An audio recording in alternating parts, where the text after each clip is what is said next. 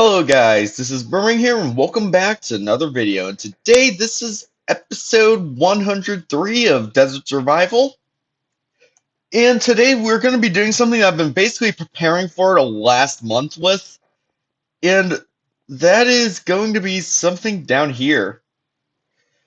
Now you've probably seen that I've had like 5 streams where I've been just gathering quartz and nothing else. And I've also had one gathering stone. Well, that's because what I'm going to be doing is I'm actually going to be extending this area all the way down here. I did the calculations in my head at least. I think I have enough to make it all the way down here and back finally.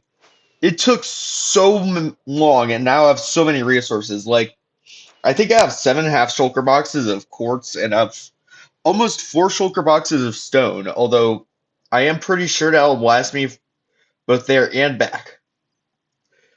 I can already tell that this is going to be a short video just on how I record these types of videos. But yeah. Anyways, I am not going to be doing the floor this episode. I'm going to be doing that a different episode most likely. I don't have the resources yet for this in particular. So yeah. But anyways, let's go back to our base and let's grab the resources, and we first need to craft them before we do anything else. So I currently have all the shulker boxes of resources I need for this in my inventory. And yes, I wasn't kidding when I mean that I have a lot of shulker boxes of this sort of stuff. Anyways, what I'm going to be doing now is I'm going to be crafting and stone cutting everything. I actually think it would probably be better to do it in my base, just in case it becomes night and like creepers sneak up or whatever. I have a stone cutter in here, right? I don't? Okay. This only works with stone cutters, by the way, or at least the amount of stone I got. I anticipated that I'd be using a stone cutter, since if you don't know, you actually save stone if you use a stone cutter to turn stone types of stones into stairs. I have 26 stone cutters. I am glad I decided to take a look inside of these chests or shulker boxes, because yeah, having 26 on me and then crafting another one would be quite embarrassing. All of my items are crafted, so let's go down in the basement and let's get started working on this thing. Anyways, I want to talk about the presidential debate that has happened a few days ago in the US. Like I said, this is in the US, of course. And yeah, I am a few days late because my usual upload date is Tuesday. So yeah, I am about a week late here. And I actually did a video, or sorry, I did a live stream about basically just me rambling on about how I felt about the election and, or sorry, the debate and that sort of stuff. And well, I ended up pulling a bit of a Joe Biden there, and I just started incoherently rambling throughout that stream. I don't even know what happened there. I just shut off during it, so I feel like it's probably better that I can more, clearly and concisely say my thoughts here in a video instead. But yeah, so I think first I am gonna talk about Trump, and then I'll talk about Kamala. Anyways, overall, my thoughts. I think Kamala won it. I mean, really, I don't even think Trump's a good debater. He uses a lot of shock tactics. Like, for example, that one clip which went viral of him saying that there were those illegal Haitian immigrants who were eating the dogs and the cats and that sort of stuff. By the way, don't throw fancy dancy little nations like that to Americans. The only nations we believe in are Africa, Asia, and Europe. We need to hear those nations because those are the only countries that exist in our minds. But in all seriousness, though, it is weird how he brought up Haitians in particular, like rather than Mexicans or a more known country, because Americans aren't very good at geography, to say the least. And yeah, I just found that kind of strange. But yeah, that's just Trump trying to gain sympathy points because he's trying to use shock tactics on to supporters. by bringing up animal cruelty and that sort of stuff, which by the way is absolutely horrible. And that shit does happen. Like there even are governments. Well, there's only one government that I can really think of currently, Turkmenistan, that is extremely abusive towards animals, but that sort of stuff, or I mean animals as dogs and cats, like pets. Although that sort of stuff is, even though it's this, the thing is that there are people who will abuse animals, and it is not as looked down in some cultures as in others. Although at the same time, I don't. I think Latin cultures kind of view that similar to how we do, in the way that it's just not right at all. And maybe that is true. Maybe there was a few illegal immigrants which just ended up killing or eating dogs. Maybe it is true. The thing is that you can't just blame a whole group of people for something a few people do. Like, there are people like there are people in the U.S. who have killed their pets. There are actual psychopaths. Like, remember Playmate Tessie? Bella the Wolf? Like, there are online psychopaths who have had like moments of, well, I mean, they aren't very liked, to be honest, but who have been known and weren't illegal immigrants who have killed their own pets. And the thing is that, it's psychotic behavior, and we all recognize that. And I think that is the same case with most Latin American countries. Like, there, it isn't like, I don't know, China, where I've heard there are some cases of eating dogs. Like, our cultures are similar enough that that's not a thing, really. And yeah, overall, it's just shock value. I think it's gone way too viral. Like, it isn't even that funny, I feel like. It's more just sad. But yeah. Something I did find interesting though is that and this is Trump's sort of shock value kind of backfiring on him, is that he called Kamala a Marxist. Why I said is interesting? I mean, that seems like something any Republican would do.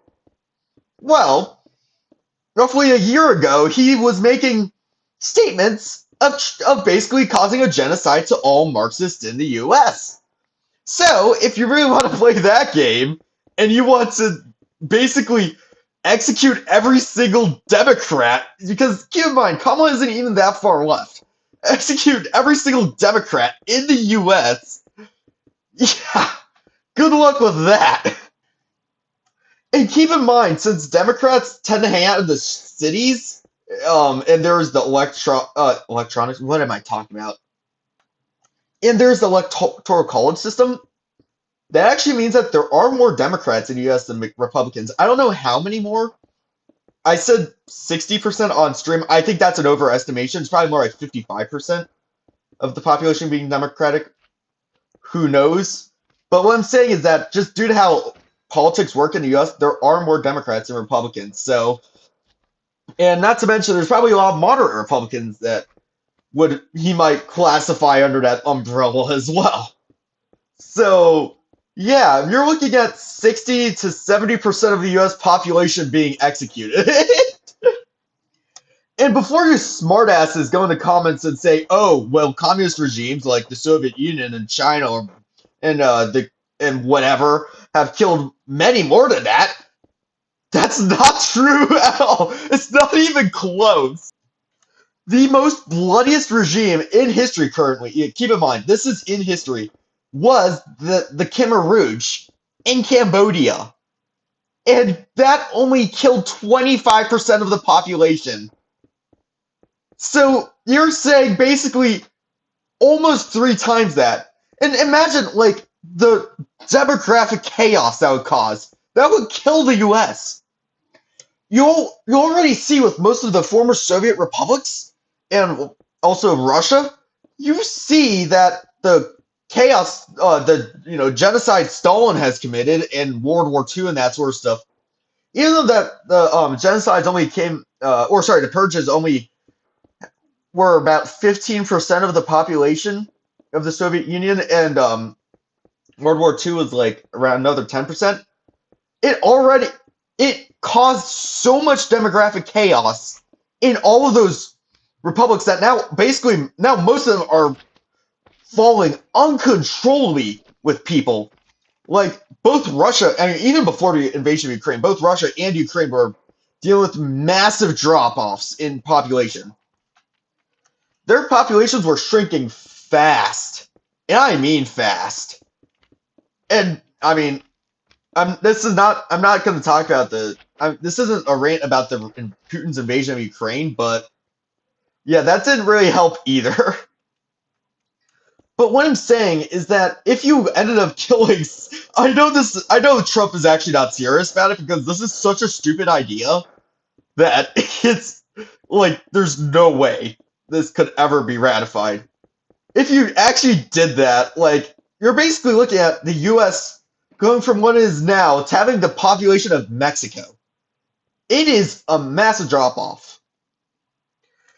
By the way, I completely miscalculated the blocks there because I think I know what happened. I also calculated those ends, and I was not going to do those this episode. Okay, that explains a lot as to why I have so many stone brick stairs left. But yeah, that was kind of Trump's tactic during the debate. He'd just say all of this outlandish sort of stuff and just rely off of the shock value and his butt lickers to be like, oh no, and basically make them even closer. It's basically a cult, to be honest, the way it's executed. But yeah, that's kind of my thoughts on Trump. I mean, my personal opinions didn't really change much. Before I already hated Trump, now I still hate Trump. Now I know before you smartasses go in the comments, I know I did make a video defending him in the shooting. That's because no presidential candidate should be shot. Like I said that basically I said that very bluntly in that rant. Like no matter how much I dislike a candidate, they don't deserve to be shot because that's just straight up undemocratic. And if you disagree with that, go to hell or atheist hell. What even is atheist hell? Venus? Yeah, go to Venus. And he was shot again? Bro, this didn't come out until I was editing this video. But guys, just chill out, okay? That is a completely undemocratic way of thinking, and yeah, I do not tolerate that sort of stuff. Okay, I know that like nobody cares about freedom of speech anymore, and not a lot of people care about democracy anymore. But still, no, just no. I mean, hey, you get someone who thinks the same way as you, put them into power, let them take over power. It's perfect, isn't it? No, but in all seriousness, that actually is a problem currently. I feel like there's like people are treating these elections so hardcore that it's like they really want undemocratic solutions to it. Although I think that's a completely different topic. I'm getting so off topic this episode. Oh my gosh. But yeah, that's kind of how I feel about Trump. He also didn't really explain a lot of things. Like I know during presidential debate the insurrection got brought up and they asked him to explain what happened there.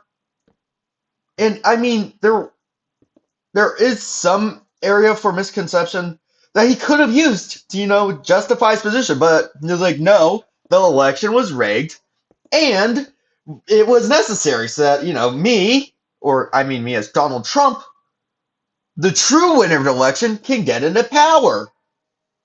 What?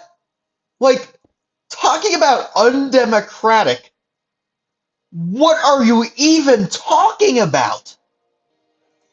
Now, I'm not saying that rigged elections don't happen. Like, I mean, they happen all over the world, but there isn't someone in power. Like, keep in mind, this is Trump losing. It isn't like he was voted in, back into power by a very close margin. That's usually when rigged elections get called, or like an unnaturally wide margin, like 98% of the vote. something like that usually is when, a fake election or an election being faked is called. But the 2020 election was neither. Trump didn't stay in power, and it wasn't like it was, like an 100% vote either. It was also enough that it wasn't like, it was extremely close and there could be some room for interpretation either. And yeah, I think that just shows Trump's true intentions. He doesn't care that he lost the election. He'll just say it's fake. He'll just say, it was rigged or whatever. He doesn't care if he causes another insurrection. He just wants to be in power. And that's all he wants to be. Now, yes, I know, like, in the current days and age of social media, both sides are claiming that each other are, like, dictators or whatever, and they want to remain in power forever. I'm well aware of that, although I legitimately think Trump actually does. And now that I know that, like, he says so much stuff for shock value that, like, basically most of the stuff he says he's never even gonna even remotely do. I mean, to be honest, I'm pretty sure that was the case earlier as well, though I was too young to, I was too young back then to remember. But yeah, Trump would just prove that he himself was a scumbag that debate, and he didn't really justify anything.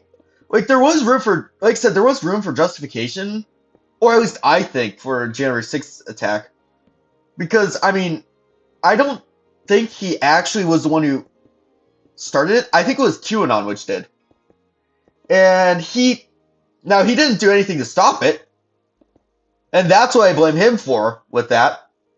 That if he did try to stop that sort of stuff, why would I blame it? It's QAnon's fault. But he just let it happen. He could have maybe explained something. I don't know how he would defend it, but he could have possibly got away with it. But no, he had to double up down on the idea that the election was rigged. He's just sucking up to his followers. Just the way he, talks to that sort of stuff. That's literally what he's doing. Anyways, going on to Kamala. So before the it's actually interesting because I actually got to learn a lot about Kamala, like her policies and that sort of stuff. And I did talk to a friend of mine who is a Trump supporter, and he said, well, Kamala, she was vice president. She could have implemented these policies, although she didn't. And I guess to some extent that is true. But at the same time, it's much more complicated than that. I mean, if you're president, you can decree executive orders, something that Trump loved to do, by the way.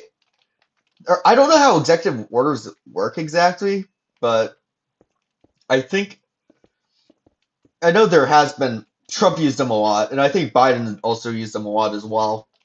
So, although you don't have that for vice president, you have to work with Congress basically. And really, the only time you can even have a say if you're vice president is if it's 50-50. Like, otherwise, it's just completely Congress's hand. Vice president, I mean, yeah, she did work with Joe Biden, although they actually don't have a lot of power. Or at least in comparison to other positions in the White House, like, I don't know, the president. Now, would all of her policies go into fruition? Probably not. This is a democracy. This is not a dictatorship. There are a lot of hiccups that can happen in the process, but a lot of them probably will. Or at least I think. But anyways, with her policies, like I said, I got to learn a lot more about how she thought. Originally, I actually kind of had a bad reputation, or kind of didn't like her. I mean, I would have still probably voted her over Trump, but I felt like she leaned more to some of the stuff that, some of the values on the left that I didn't subscribe with, per se, such as defunding the police or legalizing marijuana and that sort of stuff.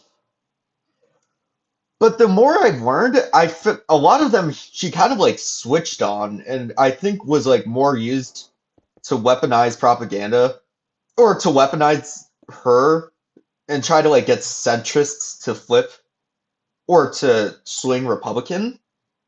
And I was just one of those victims of it. And it's definitely interesting because there's a lot of things where I actually agreed with her a lot. Now, that's something I forgot to mention. With Joe Biden, I actually really like him as a president. And the reason why is because he's moderate. He's like one of the few candidates who wasn't extreme on like either end.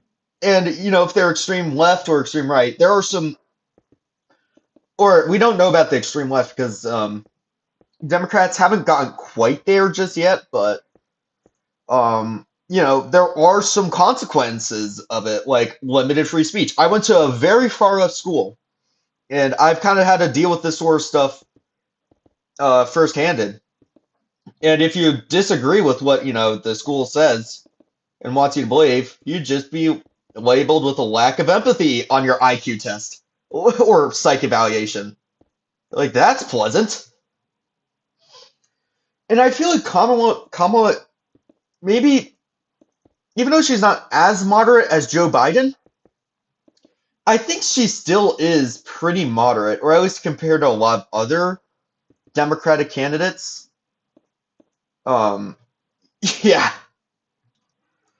And, she said a lot about how she feels about foreign policy. And what I found interesting is I feel like she was spot on with how I felt about the Israel-Palestine conflict.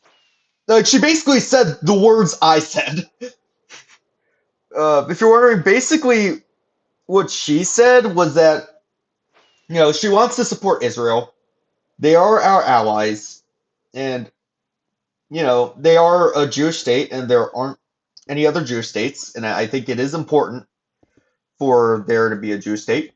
Although at the same time, the crimes that has been happen crimes against humanity that has been happening, or sorry, war crimes, they're completely different things.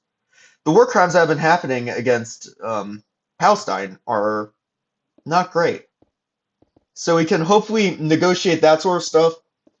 And if, Palestine has a more friendly government, we can possibly, negotiate recognizing them as well. And that's basically exactly what I believe. So yeah, those are my thoughts about the debate. Let me know what you think in the comments, and let's get back to the video.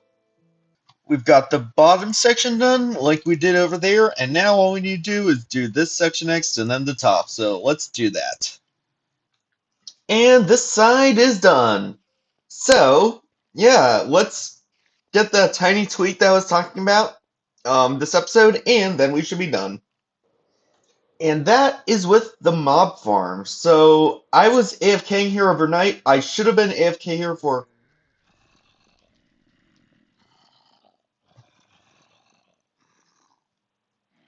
I just figured out what was wrong. Or a reason. How did this even happen? What?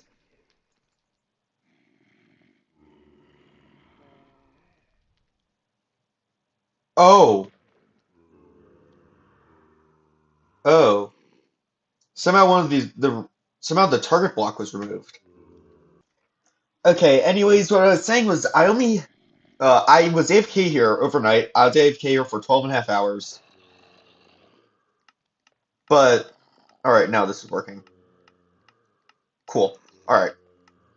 But I only got 2 stacks of gunpowder, which meant that there's something clearly wrong with the system. Even though it doesn't look like any gunpowder somehow managed to make it over here, I do think you can probably hear there's a lot of zombies. I think I might know what's going on. Now, there were mobs spawning around here as well, but my theory is that most mobs die since this is a high enough drop that they just die, but zombies with armor survive. So we can just put campfires down in the bottom, and that should increase the efficiency slightly. Oh, it's just 3x3. It's not 2x2. Okay, I need more campfires then. And that's fixed now, so it shouldn't be an issue anymore. So, I hope you guys enjoyed this video. Make sure to leave a like, subscribe to my channel, dislike if you dislike, and I will see you guys all in the next video. Peace out!